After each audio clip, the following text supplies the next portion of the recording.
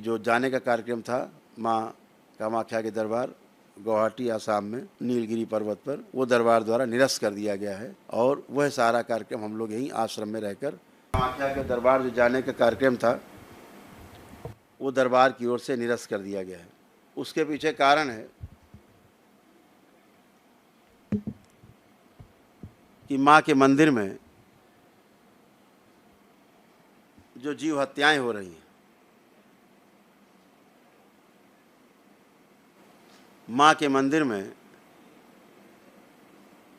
जो बलि के नाम पर यज्ञ हिंसा हो रही है, वो सभी लोग आप लोग जान ही रहे होंगे कि जीव हत्या एक अपराध है और प्रत्येक जीव में ईश्वर का वास है। तो बकरे में, भेड़े में, भैंसे में भी जिन जीव जंतुओं को बलि दी जाती है उन सभी में ईश्वर का वास है ही। तो दरबार की दृष्टि में ये एक बहुत बड़ा अपराध है। जीव बलि किसी भी रूप में कोई भी सनातन धर्मी स्वीकार नहीं करेगा। ये सब तामसिक और अप्राकृतिक कार्य करने वालों के कृत्य हैं जिन्हें दरबार कभी भी समर्थन नहीं करता। माँ कामाख्या के दरबार ग्राम करौली में, कानपुर में स्थित है और माँ पूरी तरह यहाँ पर स्थिर हैं, अपने पूर्ण स्वरूप में यहाँ पर विद्यमान हैं, जिनका अंश माँ कामाख्या में विद्यमान है। माता को एक कतई पसंद नहीं कि किसी भी जीव की हत्या हो, कोई भी जीव की बलि यज्ञ में चढ़ाई जाए। तमाम ट्रांसलेशन गलत प्रकार से किए गए, संस्कृत के श्लोकों का गलत अर्थ निकाल करके अज का मतलब होता है बकरा संस्कृत में, लेकिन अज का अर्थ जो यज्ञ के संदर्भ में है उसका अर्थ होता 3 वर्ष पुराना अन्न। वह अन्न जिसको खेत में डालने पर अब बीज से पौधा नहीं बनेगा, उससे अनाज उत्पन्न नहीं होगा, कमज़ोर हो गया है, उस अन्न से हम यज्ञ करें, उसे अज कहा गया। वो अज को बकरा समझ करके बकरे को खाने वाले लोग, मांस खाने वाले लोगों ने उसको यह कह के प्रचारित किया कि जीव हत्या हो सकती है, आज माने बकरे की बलि हो सकती है। फिर तमाम जीव जंतुओं की बलि होने लगी। निश्चित रूप से हम मंदिरों में जाते हैं तो वहाँ से प्रेरणा लेने के लिए जाते हैं, अपने परिवार के साथ जाते हैं कि हमें पवित्रता महसूस हो, हमें एक अच्छी दिशा मिले, हमको जीने की दिशा मिले, समाज में प्रेम से रहने की दिशा मिले, हम प्रेम से भरे हुए हों, हम अहिंसक हों, हम एक दूसरे के सहयोगी बने।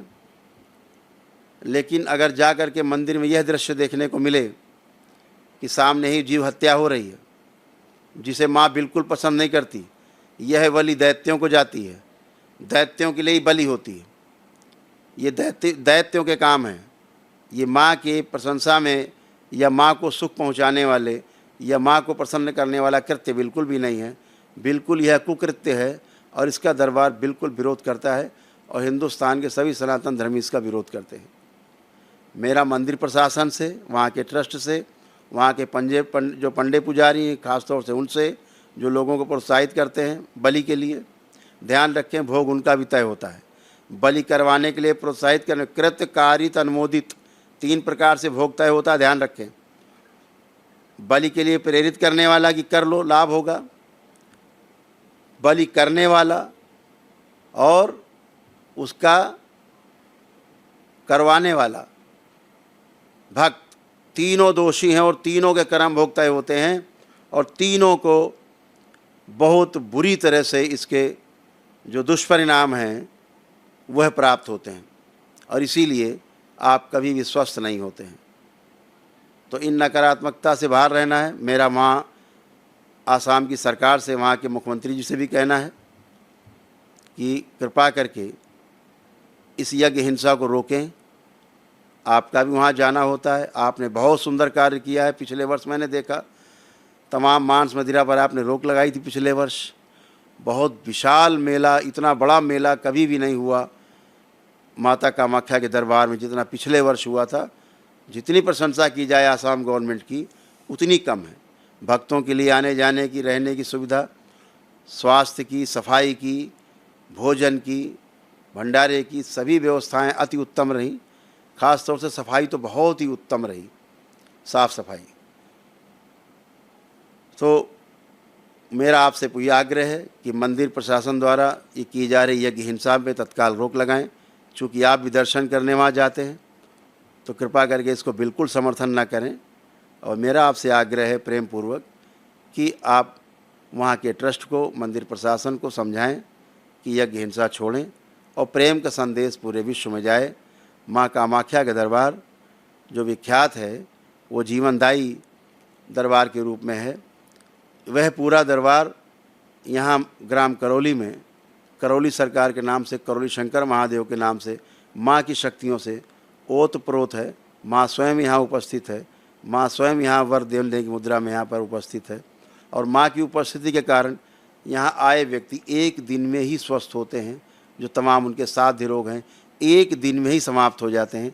400 प्रकार के कष्टों की रोगी नकारात्मक स्मृतियाँ सब नष्ट होती हैं। लोगों को लाभ होता है। इसीलिए लाभ होता है कि सात्विकता है यहाँ पर और माँ यहाँ पर है। इसलिए माँ का वहाँ केवल अंश ही है, ये ध्यान रखें। तो माँ को प्रसन्न रखने के लिए कि माँ का वो स्थान सुरक्षित रहे, सदा पवित्र रहे और माँ वहाँ प्रकाशित रहे उस नीलगिरी पर्वत पर, और पूरे विश्व को पूरे दिशा देती रहे माँ और पूरी सुरक्षा देती रहे। इसलिए यज्ञ बलि वहाँ पर रोकी जाए। इसी के यज्ञ बलि होने के वहाँ पे विरोध में हम लोग मंदिर में प्रवेश नहीं कर रहे हैं। और जब तक यज्ञ बलि वहाँ बंद नहीं हो जाएगी मंदिर परिसर के अंदर से, तब तक करौली शंकर महादेव के दरबार से कोई भी भक्त माँ के दरबार में दर्शन नहीं करने जाएगा। हम सारे दर्शन अपने माँ के मंदिर में जो यहाँ करौली धाम में स्थिर है यहीं करेंगे। माँ यहाँ पे प्रकाशित है, सुशोभित है माँ यहाँ पर, हम सबकी संरक्षिका है माँ, तो हम सब यहीं दर्शन करेंगे। हम सारा उत्सव अपना यहीं करौली शंकर महादेव धाम में, ग्राम करौली कानपुर में ही मनाएंगे। तो सभी भक्त दरबार के अपने अपने घर पर भी माँ का उत्सव मना सकते हैं और घर पर भी यहाँ आश्रम में आकर के भी अपना अपना उत्सव मना सकते हैं। हम सभी लोग गुरु पूर्णिमा की तैयारी में भी व्यस्त हैं। जो 3 जुलाई को गुरु पूर्णिमा है, जो प्रत्येक महीने यहाँ गुरु दीक्षा होती है, भव्य उत्सव बाबा और माँ के सम्मान में है, माता कामाख्या भगवान भोलेनाथ के सम्मान में है। तो गुरु पूर्णिमा को जो 3 तारीख को है उसमें आप सभी सादर आमंत्रित हैं। वह कार्यक्रम 5 दिन चलेगा, 1 तारीख से लेकर 5 तारीख तक। तो सभी भक्त जो दरबार के दीक्षित भक्त हैं, बाबा माँ से दीक्षा प्राप्त करना चाहते हैं बाबा से, वह लोग भी जो दीक्षित हैं, तंत्र के दीक्षित, मंत्र दीक्षित हैं, लेवल 1 लेवल 2 के लोग हैं, वो सभी आएंगे। माँ इसी गुरु पूर्णिमा को लेवल 3 की दीक्षा भी संपन्न होगी। तो आप सभी पुनः सूचना ग्रहण करें कि जो जाने का कार्यक्रम था माँ कामाख्या के दरबार गुवाहाटी आसाम में नीलगिरी पर्वत पर, वो दरबार द्वारा निरस्त कर दिया गया है और वह सारा कार्यक्रम हम लोग यहीं आश्रम में रहकर बनाएंगे। क्योंकि माँ का अब दरबार, माँ का मंदिर यहाँ पर निर्माणाधीन है। सभी 52 शक्तिपीठ एक साथ यहाँ निर्मित होंगी, सभी 12 ज्योतिर्लिंग एक साथ यहाँ पर होंगे, समस्त 10 महाविद्याएँ और 9 दुर्गाएँ यहीं पर, और समस्त 64 योगिनियाँ इसी मंदिर में विराजमान होंगी। तो आप सभी लोग सूचना ग्रहण करें, सूचना के अकॉर्डिंग अपने अपने कार्यक्रम बनाएंगे। हरि हर।